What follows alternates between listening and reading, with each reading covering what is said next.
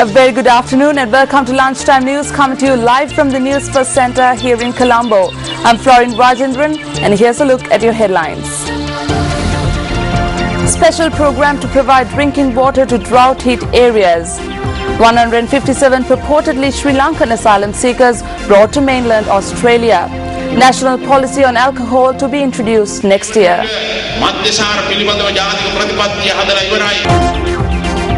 Fighting between Israeli forces and Palestinian militants continues amid ceasefire calls.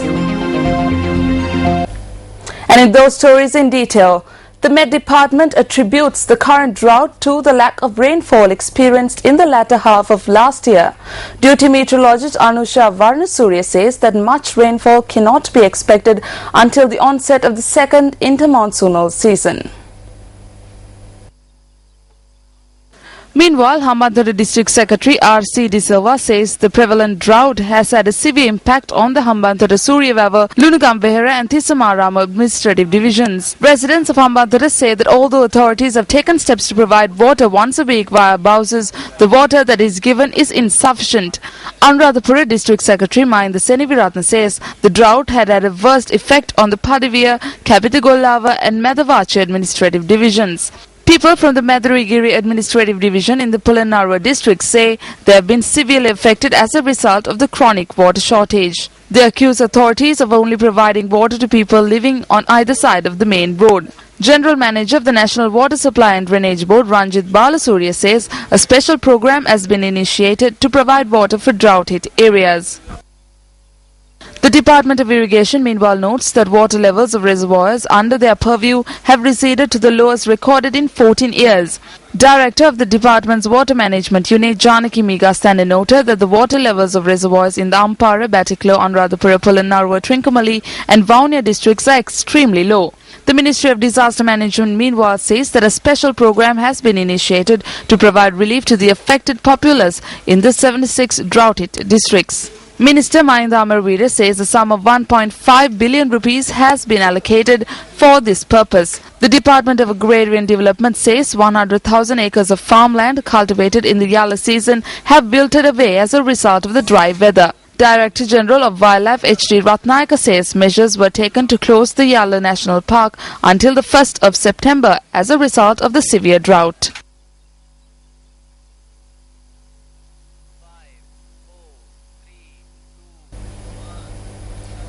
And in another headline making news, a group of 157 asylum seekers, purportedly including Sri Lankan nationals, who were held at sea by Australian authorities for almost a month, sparking a legal challenge against their detention, began arriving in mainland Australia today. Indian consular office officials are due to begin interviewing the group at the remote Curtin Detention Centre in outback Western Australia. They were intercepted by the Australian Navy several weeks ago after setting sail from India. The asylum seekers were brought ashore on the Cocos Island over the weekend after being held for weeks on an Australian customs boat. Video released by The Guardian showed asylum seekers getting off a bus and walking into an airport building. They are being transferred in small groups by plane to Curtin Detention Centre, with the first group arriving to the mainland yesterday.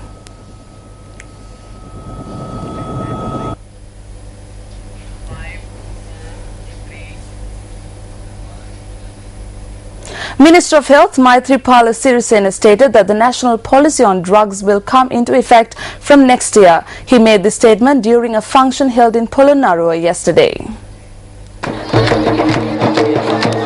The Polonnaruwa SLFP female representatives meeting was held in Manapiti yesterday under the auspices of SLFP General Secretary Minister Maithripala Sirisena.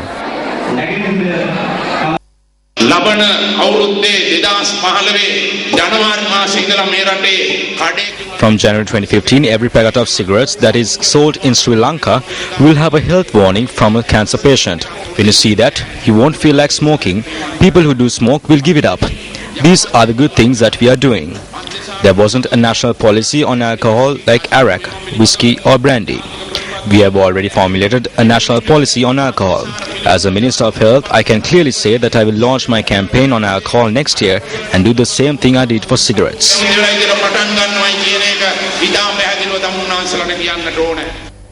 An individual was injured in a shooting carried out in the Tudalla area in Jayala.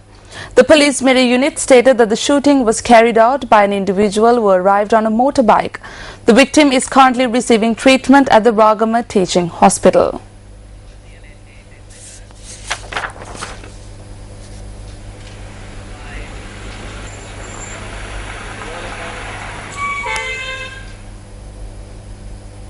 Education Minister Bandulu Gunawardena has bemoaned the fate of students who are unable to grab the limited opportunities to enroll at so-called popular schools in the island.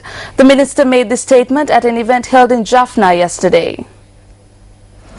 The event was held to declare open a three-story building constructed at Varni Central College, Jaffna, under the Mahindodaya 1000.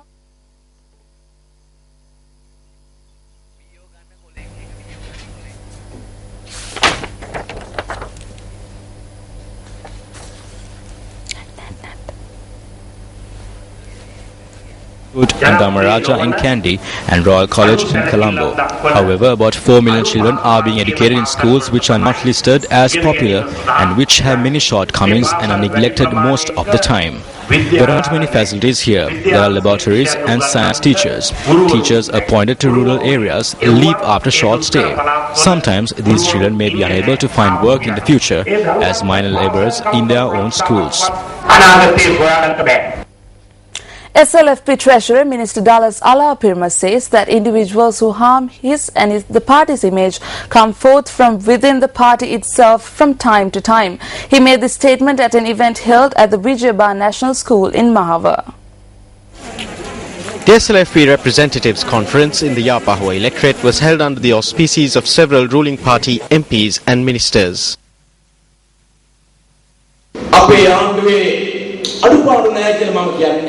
I will not say that there are no shortcomings in our government. I will not say that there are no accusations against ministers. I will not say that there are no accusations against chairmen and members of Pradeshia Sabhas. From time to time, such characters crop up within the party itself.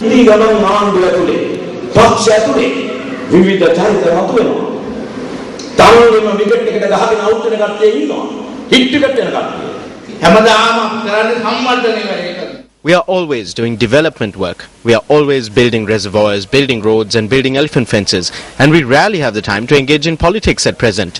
No one comes to us and asks us to build up the youth organization or branch committees or women's organizations. They ask us for development work.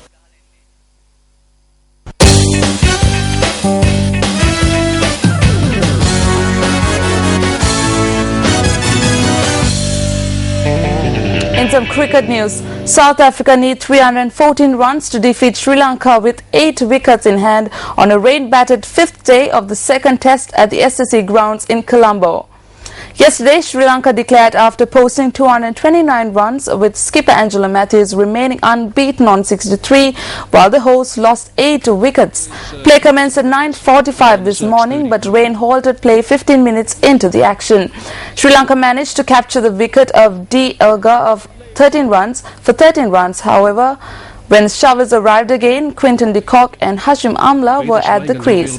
Play will resume at 12:45 p.m. after lunch. Up next is a look at the action from the Commonwealth Games 2014.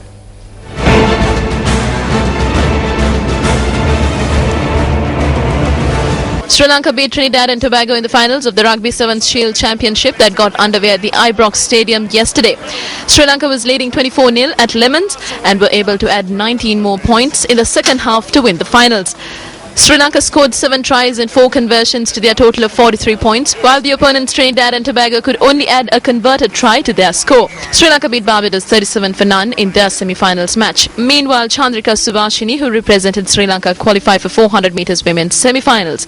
Chandrika, in the first heat of the event, clocked a time of 53.75 seconds to secure the first place. George leading. Subhashini of Sri Lanka coming well on the outside. She's dragging Mashatiri back into it as well. George actually just tying up a little. Kenyan celeb Ndiku won a pulsating final in 13 minutes 12.07 seconds on a drizzly night at Hampden Park. Compatriot Isaiah Kosh took silver as the Kenyan pair overtook New Zealand twins Jake and Zane Robertson, who had led for much of the race. Zane took the bronze in 13 minutes 16.52 seconds, a season's best. Meanwhile, the 5,000 metres and 10,000 metres title holder at the London 2012 Olympics and the world champions in Moscow last year, Mo Farah, withdrew from the games last week due to illness. And Zane Robertson can't be left trailing in the wake of Caleb and Ndiku. Hocking clocked a time of 2 minutes 0.24 seconds and went on to bag the gold medal in the women's 200 metres backstroke event held at the Tollcross Swimming Centre. Hocking's compatriot Emily Seaborn bagged the silver, while Hilary Caldwell of Canada won the bronze. Kimiko Rahim, who presented Sri Lanka in the event, was eliminated from its preliminary rounds. Australia, Belinda Hocking clearly wins the gold in the women's 200 back. Games record, silver to Seaborn. Games record time alongside Hilary Caldwell of Canada. In more action from Glasgow, Australian swimmers were able to win all 3 medals in the 100 metres men's freestyle event. James Magnussen won the gold, clocking a time of 48.11 seconds, while his compatriots Cameron McAvoy and Tomasity Ozania won the silver medal and bronze medal respectively. 1, 2, 3 for Australia, gold, silver and bronze. Turned out too lucky tonight, unfortunately. I didn't notice.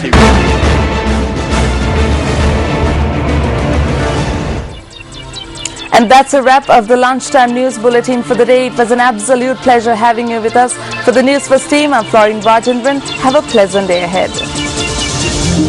Hotline 0114 896 896. www.newsfirst.lk. Feedback at newsfirst.lk.